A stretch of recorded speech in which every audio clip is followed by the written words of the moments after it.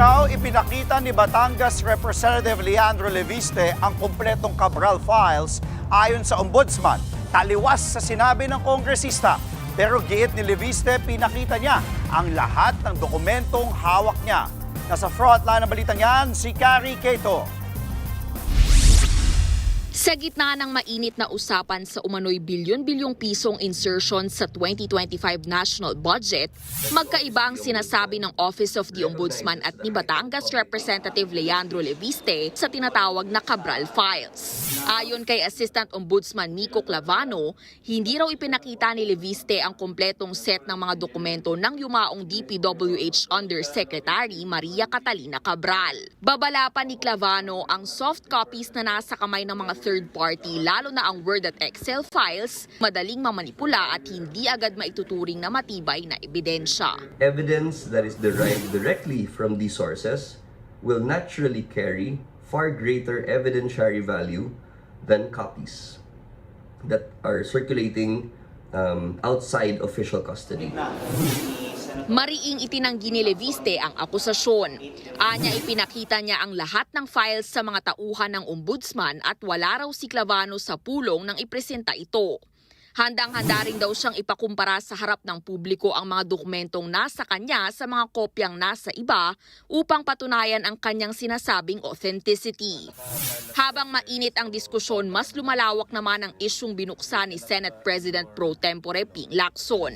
Ibinunyag ni Lacson na batay sa Cabral files, may 5 cabinet secretaries at ilang undersecretaries na umano'y may bilyon-bilyong pisong allocables sa ilalim ng DPWH budget. Isa sa pinakakontrobersyal, ang isang entry na may markang ES na may halagang higit 8 bilyong piso. ES ang kadalasang tawag sa Executive Secretary at ang ES noong panahong iyon ay si Lucas Bersamin. Agad namang pumalag si Bersamin sa akusasyon. Ikinagalit at ikinagulat daw niya ang pagkakasangkot sa kanya sa higit 8 billion pesos na halaga ng allocables. Kahit kailan, hindi raw siya humiling, nag-endorso o nag-aproba ng kahit anong DPWH project o budget allocation. Giit pa ni Bersamin, dapat busisiing maigi ang Cabral files para matukoy kung sino ang totoong nagmanipula sa 2025 budget. Nagtataka rin daw si Lacson kung paano nagkaroon ng allocable ang isang ES. Ang allocables ay ang pondong inilalaan ng DPWH para sa infrastructure projects sa bawat distrito. Para yan sa mga mambabatas. Pati raw si dating DPWH Secretary Manuel Bunoan may allocables din na aabot sa 30.5 billion pesos. Mayroon din daw ibang cabinet secretaries na nakatanggap ng tig 2 billion pesos. Pagtitiyak naman ng Malacanang pananagutin ang sinumang gabinete basta't may malinaw na ebidensya. Ipapaubaya na raw nila sa Ombudsman o Department of Justice ang investigasyon.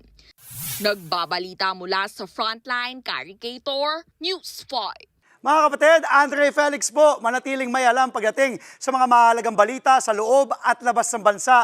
Mag-follow at mag-subscribe na po sa social media pages ng News 5.